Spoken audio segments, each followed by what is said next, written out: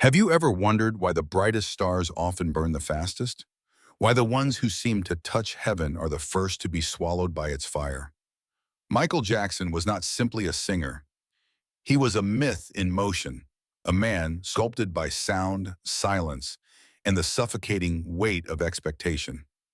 To the world, he was the king of pop, untouchable, unbreakable, godlike. But behind the glittering gloves and moonwalk shadows lay a truth far darker, that the kingdom he built turned on him, and that betrayal didn't come only from the outside, it came from those he trusted most. Michael's story was never just about fame, it was about survival. A black child genius born into an industry that both loved and feared his talent, he was taught early that greatness came with a price. His father's iron discipline drilled perfection into his bones. Every note, every move, every smile rehearsed until pain became performance. And though the Jackson 5 electrified the world, young Michael was learning something the crowd could never hear, that applause can be a chain, and love can be a transaction. As the years unfolded, his talent grew monstrous, too large, too pure, too otherworldly. He could glide across the stage like a spirit caught between earth and heaven, his voice carrying both innocence and sorrow. Yet every revolution has its enemies. Every mound has its priests and its betrayers. When Michael broke free from Motown, he wasn't just escaping a label. He was escaping control. He wanted ownership, power, respect. But the industry that once praised him wasn't built to let a black man own his throne. By the time Thriller shattered every record in sight, Michael wasn't just a pop star. He was a cultural phenomenon, a mirror through which America saw itself, its dreams, its fears, its contradictions. A black man adored by white suburbia, a childlike figure adored by millions, yet isolated beyond imagination.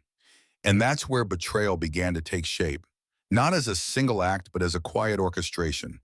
The world wanted his music, his magic, his mystery, but not his truth. Every genius reaches a point where the system that made them begins to consume them. Michael's perfectionism isolated him. His kindness was exploited. Friends became leeches, advisors became puppeteers. Record executives smiled while quietly plotting how to keep him under control. The same media that once called him a miracle began to mock him. His face, his skin, his soul, turning his transformation into a spectacle. But what they missed was that his metamorphosis was not vanity. It was pain. It was armor. You can't live under the gaze of millions and remain human. You can only evolve or crumble. And Michael evolved into something beyond category, beyond color, beyond comprehension. But that transcendence terrified those who profit from division. When a black man becomes untouchable, the world often decides to remind him he's not. And so the whispers began. The tabloids sharpened their knives. Journalists turned vultures, circling his life for decay they could sell. Allegations, distortions, betrayals, each one chipping away at his humanity until the public began to question whether the king of pop was still human at all. Fame became his cage, money his burden, and love his most dangerous illusion. But betrayal didn't only come from the press. It came from within his inner circle, people who once called him family. It came from corporations who used his art to build empires but refused to grant him freedom. Michael was caught in the machinery of modern celebrity, where the same system that crowns you will crucify you the moment you stop serving its appetite. To the casual eye, he was eccentric. To those who looked deeper, he was a man disintegrating under pressure no mortal could withstand. Imagine being told from childhood that your worth depended on being perfect, then discovering that perfection is the one thing the world cannot forgive you for. Michael tried to build a refuge, Neverland, but even that sanctuary turned against him. What was meant to be a dream became evidence of weirdness, proof for a narrative others had already written. They didn't see the man who'd been robbed of childhood trying to reclaim innocence. They saw a spectacle to be sold. Betrayal has many faces. For Michael, it wore the smile of executives, the handshake of lawyers, the silence of friends. But the deepest betrayal came from a culture that demanded his genius but denied his humanity. And the more they stripped away his dignity, the more he retreated into myth, until the man vanished, leaving only the legend. He once said, "Lies run sprints, but the truth runs marathons." Yet the tragedy is that truth can only run if someone is left standing to tell it. And by the end of the 90s, the king was standing alone, haunted by ghosts of fame and shadows of betrayal that no applause could drown out. By the time the new millennium dawned, Michael Jackson's world had become a battlefield. Fame on one side, truth on the other. Every camera flash became a gunshot, every interview a trial. He wasn't just fighting to prove his innocence. He was fighting to prove his existence. The world that once begged for his touch now demanded his confession. And yet, through all the noise, he kept creating, because music was the only language that didn't betray him. To understand Michael's downfall, you must first understand the architecture of betrayal that surrounded him. Fame, at its core, is a transaction, one that takes more than it gives. It demands the soul in exchange for spotlight. Michael's brilliance had made too many people rich, too many careers dependent on his sparkle. So when the machine needed a new narrative, a fall from grace to balance its myth of rise, it found in him the perfect tragedy. You could see it in the headlines: Wacko Jacko, Plastic King, Fallen Idol. The press turned his pain into profit, feeding off rumors until they became scripture. Every physical transformation, every whispered eccentricity was painted as evidence of madness. But what they never said aloud was that Michael had become a living symbol of the black artist who dared to transcend control. A man who had taken the industry's greatest weapon, pop culture itself, and used it to rewrite its language. That was his real crime. He didn't just want to sing, he wanted to own his masters, his image, his voice. Sony, one of the world's most powerful entertainment corporations, became both ally and adversary. When Michael began fighting for the rights to his music, including the lucrative catalog of the Beatles, he was stepping into forbidden territory. Control of music publishing was control of legacy, and legacy was power. And when a black man commands that kind of power, the world begins to tremble. Michael saw it coming. He spoke publicly of conspiracies, of systems designed to destroy artists once they stop obeying. To many, his warning sounded paranoid. But look closer, and you'll see a pattern. His concerts faced cancellations, his public image deteriorated, his financial empire began to crack. One leak after another, always at the worst possible time. It wasn't coincidence. It was orchestration. A king slowly being cornered in his own castle. And when betrayal reached its peak, it came not through business deals, but through the one weapon fame wields best: accusation. The scandal of 1993 didn't just damage his reputation, it redefined it. Even after the case was settled, the stain remained. The public no longer saw an innovator. They saw a headline. And the cruelest part? Many of those closest to him stepped back, afraid to be burned by his flame. Silence became betrayal's accomplice. For a man whose art had always been about connection, isolation was the most brutal punishment. He once stood before crowds of hundreds of thousands, yet in private he was surrounded by walls. Walls of fear, distrust, and endless legal documents.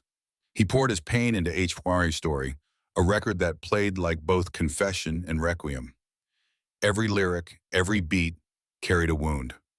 "They don't really care about us," he sang. And beneath the melody, it wasn't just a song. It was prophecy.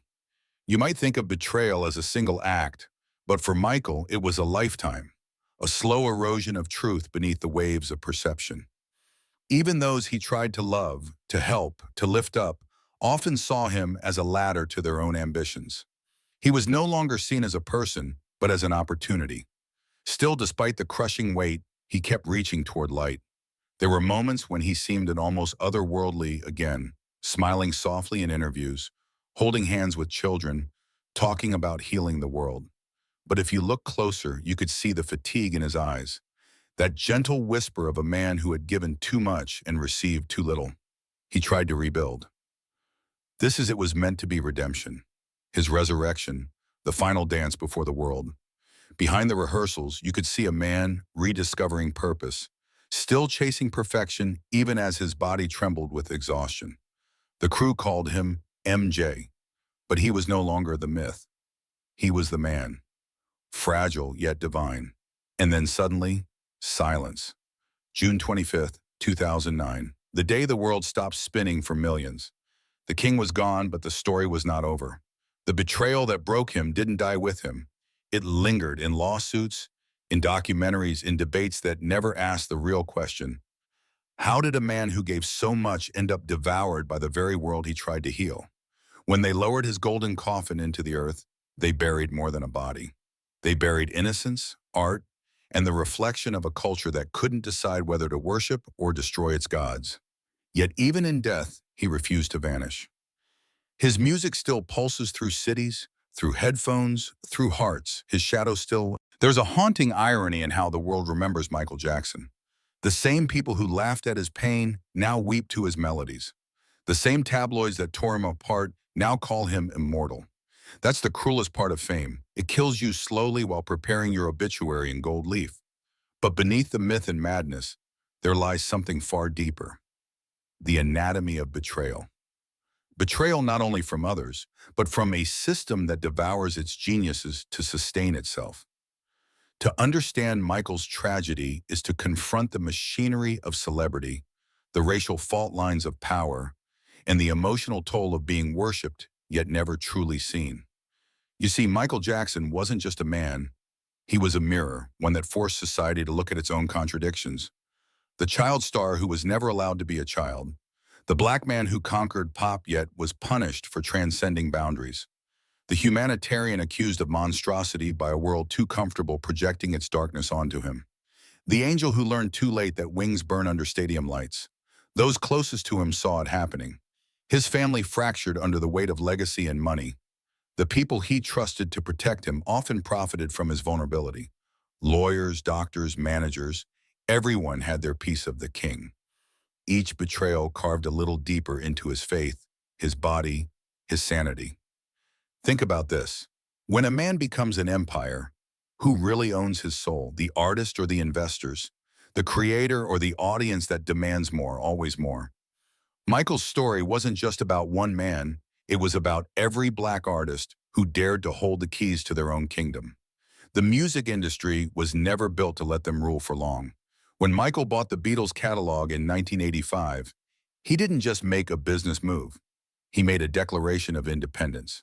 It was a moment that shook the old guard, because for the first time, a young black entertainer wasn't just performing on stage. He was sitting at the table where the deals were made. That act alone turned allies into enemies. Power doesn't forgive disruption. But what the industry couldn't destroy through contracts, they dismantled through character. And so began a public unmaking. The whispers grew louder, the footage crueler, the headlines sharper. They questioned his masculinity, his race, his identity. They mocked his transformation without ever asking what he was transforming from. How does a man who spent his childhood performing for the world learn what it means to simply exist? He was sculpted by applause, raised by cameras, and orphaned by fame. Even his face, once so familiar, became a battlefield of reinvention. For some, it was vanity. For others, a desperate search for self beyond the scars of abuse, racism, and expectation. Every surgery was an act of erasure. Every mask a plea for invisibility. And yet, even in his most fragile moments, the art never faltered. That's what makes his story unbearable, because he kept creating through the pain. Dangerous HI story, invincible. Each record was a manifesto of resilience. Behind every choreographed smile, there was a storm brewing, a man holding back oceans to deliver 3 minutes of perfection. But the world wasn't satisfied. They wanted the spectacle, not the soul. The more he gave, the more they demanded. They forgot he was human. They turned his suffering into entertainment, his solitude into gossip. His Neverland Ranch, meant to be a refuge for the boy who never had a childhood, became the stage for his crucifixion. And what's more tragic is how betrayal came disguised as love. Some of those who accused him were once welcomed into his home, his trust, his care. The media called it scandal. But what it really was the slow assassination of a man's spirit through distortion and doubt. He became the villain in a story written by those who never understood his language of innocence and imagination. When Michael stood before the cameras, trembling, tearful, proclaiming his innocence, it wasn't just a defense, it was a lament. Because he knew the truth no longer mattered. Once the myth of guilt is born, it grows like wildfire. The more he denied it, the more the world fed on it. And still he smiled, still he danced, still he forgave. Forgiveness was his curse and his crown. Because even after all they did to him, he never stopped believing in humanity. He sang of love, peace, unity, even as the world tore him apart. That's not naivety, that's faith. The kind of faith that only artists and prophets carry, knowing they may never live to see the redemption they sing about. In the end, Michael Jackson was not destroyed by one betrayal, but by a lifetime of them, each wound stitched together with sequins and spotlight. And when his heart finally gave out, it wasn't just the drugs or the exhaustion, it was the weight of being misunderstood. But what they couldn't break was the essence, the immortal rhythm that lives on in every heartbeat of pop culture. Because the truth that they tried to bury beneath the scandal still rises every time a child moonwalks, every time a voice hums Billie Jean in the dark. He may have been betrayed by the world, but the world can never escape him. There's a strange kind of silence that follows the death of a star like Michael Jackson. It's not peace, it's guilt disguised as mourning. The same world that crucified him now whispers about his genius with trembling reverence. It's the silence that comes when the world realizes it might have destroyed the very thing it claimed to love. In that silence, something else began to emerge. Not the scandal, not the headlines, but the truth he carried in his art. Every lyric, every breath, every move had been a message the world was too distracted to hear. They don't care about us, he sang, and we treated it like choreography. I'm starting with the man in the mirror, he pleaded, and we turned it into an anthem without facing the mirror ourselves. You see, Michael's greatest betrayal wasn't by his family, his friends, or even the industry. It was by a culture that fed on his humanity while denying him the right to be human. America loved him when he moonwalked, but recoiled when he spoke truth. They adored the performer, but feared the prophet.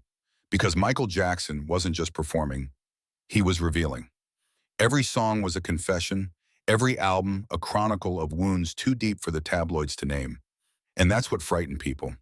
His art blurred the lines between innocence and guilt, fame and suffering, joy and despair. He became the embodiment of contradiction, a global icon who felt invisible, a symbol of unity whose life was defined by isolation. When he sang Black or White, it wasn't just about color, it was about identity itself, about a man who had been so consumed by fame that his reflection no longer belonged to him. The world called him strange. But what's stranger? A man changing his appearance, or a society that demands its black stars become palatable before it applauds them?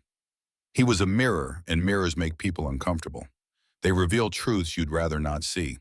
That's why the world kept trying to break him, because he made us confront what we did to our idols, to our children, and to our own souls. And perhaps that's why, even in death, Michael Jackson refuses to fade. His legacy isn't built on nostalgia, it's built on confrontation. You can't play his music without feeling something stir: guilt, awe, longing, disbelief. His voice still vibrates with pain and beauty, like a ghost that refuses to be quiet. But make no mistake, Michael's story isn't just tragedy, it's also prophecy. He foresaw the culture of exploitation that now devours artists in the digital age. He saw how fame would become surveillance, how compassion would become content. He was the warning we ignored. Think about it. What would Michael have said about today's world? About the way we elevate and then erase our stars overnight? About the way the internet chews up innocence and spits out mockery? He lived the prototype of our era's cruelty long before social media was born. And he paid the ultimate price for it. Yet in that sacrifice lies something eternal. Because despite all the betrayal, all the distortion, his truth endures. It endures in the children who still dance to his music, in the artists who still call him their teacher, in the hearts of those who see past the myth to the man. Michael Jackson was not a saint nor a monster. He was something far rarer. He was human. A human who reached too high, who loved too deeply, who carried the unbearable weight of being everyone's everything. And that's the truth the world still refuses to accept. That the king of pop didn't fall from grace. He was pushed. Pushed by a machine that thrives on perfection but destroys the imperfect souls who dare to chase it. But in the end, his music remains undefeated, because music is memory and memory is rebellion. Every note he sang was a refusal to disappear, a demand to be felt, a heartbeat that outlasts the body. So the next time you hear his voice echo through a speaker, remember this: that sound isn't just nostalgia, it's a haunting. It's a reminder that brilliance comes at a cost, and that those who give us the most light often burn the fastest. Michael Jackson's truth wasn't buried with him. It's still here, alive, electric, defiant. Because legends may fall, but their truth always rises.